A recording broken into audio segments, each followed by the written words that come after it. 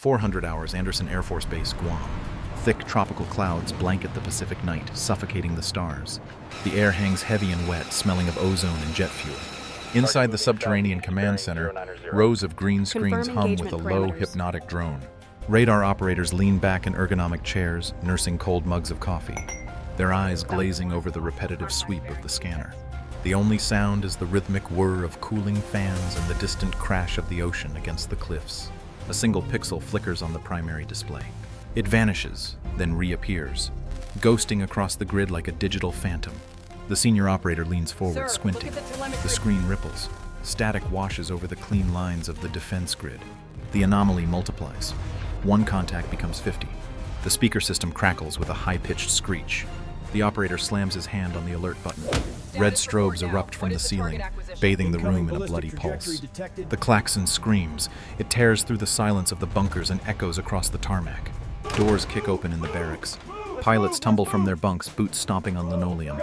They grab helmets and flight suits, eyes wide, chests heaving. Outside, floodlights snap on, blindingly bright. Ground crews sprint toward the hangars. Fuel trucks roar to life, tires spinning on the damp concrete. Mechanics rip covers off intakes. The base transforms from a graveyard into a kicked hornet's nest. The wing commander grabs the handset, knuckles white. He barks the scramble order into the mic. He demands immediate intercept vectors. The radar screen floods with hostile tracks approaching from the northwest at supersonic speeds. The first engine ignites on the flight line. A blue flame shoots from the exhaust of a stealth fighter, incinerating the humid air. The ground shakes. 4:15 hours, the flight line. The humid air vibrates with the screech of spooling turbines. Floodlights carve harsh white cones through the darkness. Ground crews scramble over the wings of stealth fighters, ripping remove before flight tags from pitot tubes. The smell of unburnt kerosene is thick enough to taste. The base communications network dies. A harsh, electronic scream erupts from every speaker and headset. The enemy electronic attack floods the spectrum. Radar screens in the tower turn into walls of white snow. The air traffic controllers shout into dead microphones. They slam their fists on the consoles. On the ramp, a pilot vaults up the steel ladder. He drops into the cockpit. He connects his oxygen hose and snaps the ejection harness buckles. His hands move in a blur across the instrument panel. He hits the starter. The engine ignites with a guttural roar. Heat blur distorts the air behind the exhaust nozzles. The sky above rips open. A double sonic boom hammers the island. The shockwave slams into the ground like a physical fist. Windows in the operations building shatter inward. Glass sprays across the desks. Car alarms in the parking lot trigger instantly, adding to the cacophony. The enemy formation is overhead. The pilot ignores the ringing in his ears. He looks to his left. The flight lead signals with a flashlight. A frantic circular motion. Go, now. The pilot releases the brakes. The stealth fighter lurches forward. Tires bite into the concrete. The jet swings onto the taxiway, engines screaming as they spool up to full power. Behind him, 3 more fighters turn in unison. Their navigation lights cut. They are black silhouettes against the burning floodlights. 0425 hours, runway 06 left. The concrete vibrates under the weight of 4 loaded stealth fighters. Engines scream at idle, straining against the brakes. The air behind them shimmers in a violent heat haze, warping the view of the flight line. Rain begins to fall, sizzling as it hits the hot exhaust nozzles. The tower controller shouts over the radio, his voice cracking with urgency. He clears the flight for immediate takeoff. The lead pilot slams the throttle forward. The engine nozzles dilate. A massive cone of blue and orange fire erupts from the rear of the jet. The afterburner kicks in with a concussion that shakes the control tower. The fighter shoots down the runway, tearing through the heavy air. Speed climbs instantly. The nose wheel lifts. The main gears leave the ground. The jet roars into the black sky, banking hard to the north. The second and third fighters follow, trailing long tongues of flame.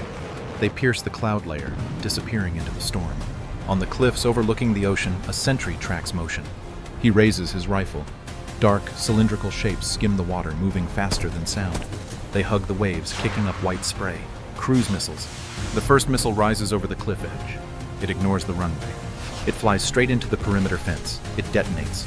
The explosion rips a hole in the defensive line. Dirt and shredded steel spray into the air. The shockwave knocks the sentry flat against the mud. A second missile screams over his head, aiming for the fuel depot. 4:30 hours, stratosphere north of Guam. The air is thin and violently cold at 40,000 feet. Stars shine with piercing clarity above the storm deck. Inside the cockpit of the lead U.S. stealth fighter, the world reduces to glowing green symbology on a glass pane. The pilot breathes rhythmically, the oxygen mask hissing with every inhalation. The radar display paints a terrifying picture. A wall of hostile contacts pushes south 80 miles out. The pilot designates 4 targets. His thumb flicks the master arm switch. The weapon bay doors on the belly of the jet snap open. The slipstream roars into the open cavity. He presses the launch button. The aircraft shudders as hydraulic ejectors kick 2 long-range missiles into the void. Rocket motors ignite instantly. A blinding white flash floods the cockpit. The missiles accelerate, leaving corkscrew trails of smoke that vanish in the high wind. They climb higher, arching over the curve of the Earth to hunt. 30 seconds of silence follows. The pilot watches the timer count down on his HUD. On the horizon, the darkness fractures. A silent white flash illuminates the clouds like lightning. Then another. Then a third. The missiles slam into the enemy lead element. Metal shears against metal at thrice the speed of sound. An enemy fighter disintegrates, its fuel tanks vaporizing in a brilliant fireball. A severed wing spins away, engulfed in flames, tumbling miles down toward the black ocean. The threat warning receiver screams. The tone is continuous and high-pitched. The enemy is firing back. The pilot slams the stick to the left and dives. 4:35 hours, defensive perimeter. The air raid sirens wail, a constant mechanical scream that drowns out the wind. Searchlights sweep the low clouds, their beams cutting through the rain. On the ridgeline, camouflaged missile batteries pivot toward the sea. The hydraulic whir of their turrets is the only warning. The southern horizon disappears. Massive, dark wedges emerge from the cloud base. Heavy bombers. They fly low, their engines shaking the jungle floor like an earthquake.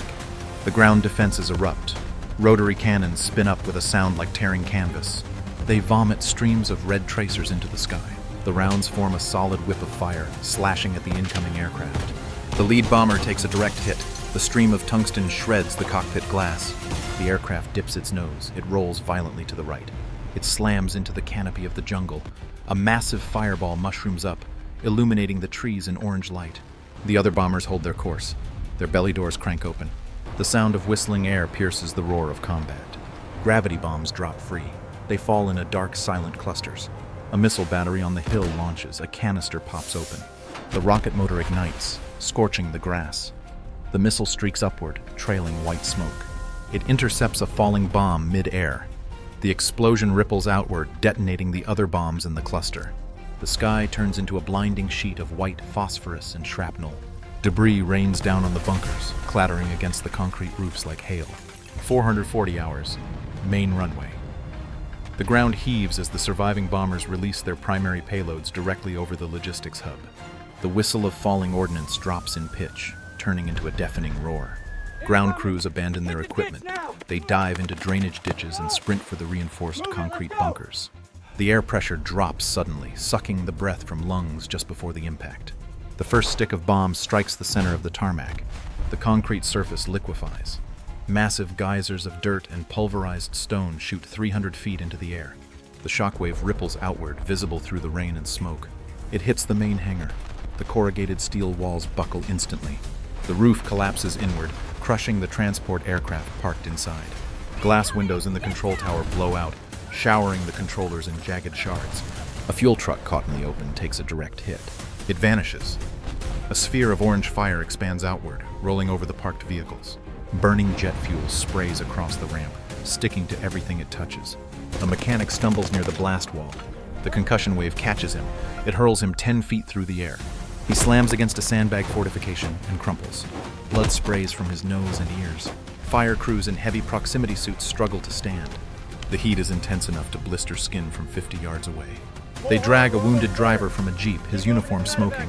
They pull him into a crater for cover as a second string of explosions tears through the munitions storage lockers. Secondary detonations crackle like popcorn, sending rockets spinning wildly across the burning asphalt. 450 hours, southern coastline. Black smoke from the burning airfield rises in a twisted column, merging with the storm clouds. The surviving land-based fighters are running on fumes. They dive toward the water, desperate to shake the enemy pursuit. An enemy interceptor locks on. Its nose tracks the exhaust of a damaged U.S. jet. The radio crackles. A calm voice cuts through the static. Tally-ho. A squadron of naval fighters drops from the clouds. They arrive from the carrier strike group to the south. They scream down at near vertical angles, air brakes dragging white vapor from the humidity. The lead Navy jet cuts across the pursuit path. The pilot pulls the trigger. The rotary cannon in the nose vibrates violently. A 2-second burst of 20mm rounds tears through the air. The tracers stitch a line across the enemy interceptor's fuselage. The enemy jet shudders. The canopy blows off. The pilot ejects a split second before the fuel tanks catch. The plane cartwheels into the surf, skipping once like a stone before disintegrating. The air battle descends into the mud. Jets weave between the burning buildings and smokestacks. A U.S. fighter banks hard around the lighthouse, wingtip missing the railing by feet. The enemy pursues. Anti-aircraft fire from the beach erupts, filling the gap between them. The enemy pilot pulls up too late. He flies directly into the wall of flak. The aircraft shreds into a cloud of aluminum confetti. 500 hours, Central Highlands. The sky is a chaotic swirl of gray smoke and tracer fire. A damaged enemy heavy bomber streaks low over the jagged tree line. Thick black smoke pours from its right engine, trailing a long, dark smudge across the dawn sky. It struggles for altitude, lumbering heavily. A U.S. fighter jet chases from the 6 o'clock position, closing fast to finish the kill. The bomber pilot yanks the yoke hard to the left. The sudden maneuver kills the lift on the damaged wing. The massive aircraft stalls. It rolls onto its side and drops like a stone, falling directly into the flight path of the pursuing fighter. There is no time to react. The fighter slams into the bomber's fuselage. The impact sound is sickening, a wet crunch of steel, glass, and composite. The nose of the fighter shears through the bomber's wing root. The smaller jet disintegrates instantly, stripping itself into shrapnel. The bomber's main fuel tanks rupture. A massive fireball engulfs both aircraft. They fuse together into a twisting comet of burning metal. The tangled wreckage plummets. It crashes through the double canopy of the jungle. Ancient trees snap like toothpicks. The fuselage hits the forest floor and explodes. The shockwave flattens acres of dense vegetation. Burning aviation fuel sprays the jungle, igniting a wall of fire that races up the hillside. High above, the enemy squadron leader sees the devastation. He tips his wings to the north. He fires a red flare. The formation breaks. The remaining bombers open their bays. They jettison their remaining ordnance harmlessly into the ocean to shed weight. They turn north, engaging afterburners to escape the slaughter. 500 hours, Central Highlands. The sky is a chaotic swirl of gray smoke and tracer fire. A damaged enemy heavy bomber streaks low over the jagged tree line. Thick black smoke pours from its right engine, trailing a long, dark smudge across the dawn sky. It struggles for altitude, lumbering heavily. A U.S. fighter jet chases from the 6 o'clock position, closing fast to finish the kill. The bomber pilot yanks the yoke hard to the left. The sudden maneuver kills the lift on the damaged wing. The massive aircraft stalls. It rolls onto its side and drops like a stone, falling directly into the flight path of the pursuing fighter. There is no time to react. The fighter slams into the bomber's fuselage. The impact sound is sickening, a wet crunch of steel, glass, and composite. The nose of the fighter shears through the bomber's wing root. The smaller jet disintegrates instantly, stripping itself into shrapnel. The bomber's main fuel tanks rupture. A massive fireball engulfs both aircraft. They fuse together into a twisting comet of burning metal. The tangled wreckage plummets. It crashes through the double canopy of the jungle. Ancient trees snap like toothpicks. The fuselage hits the forest floor and explodes. The shockwave flattens acres of dense vegetation. Burning aviation fuel sprays the jungle, igniting a wall of fire that races up the hillside. High above, the enemy squadron leader sees the devastation. He tips his wings to the north. He fires a red flare. The formation breaks. The remaining bombers open their bays. They jettison their remaining ordnance harmlessly into the ocean to shed weight. They turn north, engaging afterburners to escape the slaughter. 5:15 hours open ocean north of Guam. The storm front pushes east, revealing a bruised purple horizon. The air grows colder as altitude increases. The retreating enemy formation is a cluster of fading radar contacts, 50 miles out and accelerating. The surviving U.S. fighters pursue, their fuel gauges flashing low-level warnings. The flight lead checks his display. He has one missile left. He doesn't wait for a perfect tone. He squeezes the trigger. The missile drops, ignites, and streaks forward, leaving a corkscrew trail of white smoke. It hunts the trailing enemy fighter. The enemy pilot deploys flares, bright magnesium stars that burn hot in the dawn light. The missile ignores them. It slams into the enemy's right engine. The explosion shears the tail section off. The aircraft tumbles uncontrollably, spinning flat like a boomerang before smashing into the cloud deck below. The flight lead banks hard to the south. He calls for the formation to disengage. They turn back toward the island, engines throttling back to conserve fuel. Low over the water, a rescue helicopter dips its nose. The rotors beat the heavy air with a rhythmic thwump, thwump, thwump. The side door slides open. A pararescue jumper sits on the edge, fins hanging over the abyss. Below, the ocean is black and churning. A tiny strobe light blinks rhythmically in the swells. A patch of fluorescent green dye marks the water. The helicopter hovers. The rotor wash flattens the waves, spraying stinging salt mist in all directions. The winch operator gives the signal. The jumper pushes off. He plunges 40 feet down. He hits the water with a splash. The cold shock hits him instantly. He surfaces, spitting salt water. He swims toward the strobe. A pilot floats in a yellow life raft entangled in parachute cord. The jumper grabs the raft. He draws a knife and slashes the cords. He hooks the steel carabiner to the pilot's harness. He yanks the cable 3 times. The winch motor whines. The cable tightens. Both men rip from the water, swinging wildly in the rotor wash as they ascend toward the hovering aircraft. 5:30 hours. Anderson Air Force Base. The sun breaks the horizon. It reveals a landscape of twisted steel and smoking craters. Thick black plumes of smoke rise from the fuel depot, blocking the morning light. The air tastes of ash and chemical foam. Fire trucks spray white retardant over the burning skeleton of a hangar. The foam hisses as it hits the superheated metal. Teams of medics sprint across the shattered tarmac. They carry stretchers. They slip on oil and hydraulic fluid. Near the control tower, a rescue crew works a hydraulic cutter. The jaws bite into the crushed cockpit of a fighter jet. The metal screams as it shears. Sparks fly. They pull the pilot free. His flight suit is scorched. One leg drags at an unnatural angle. They load him onto a litter and run toward the triage tent. Bulldozers roar to life on the perimeter. They push mounds of concrete debris and jagged aluminum off the main runway. The blades scrape against the asphalt, throwing sparks. An engineer shouts orders, pointing to a massive crater blocking the landing strip. A cement truck backs up, pouring quick-drying patch material into the hole. The base commander steps over a pile of shattered glass. He picks up a radio handset from a dead operator's desk. He wipes soot from the receiver. He checks the frequency. He calls the circling transport plane. He clears it to land on the secondary strip. High above, the heavy aircraft banks. It drops its gear. It descends through the smoke, tires touching down on the scarred runway.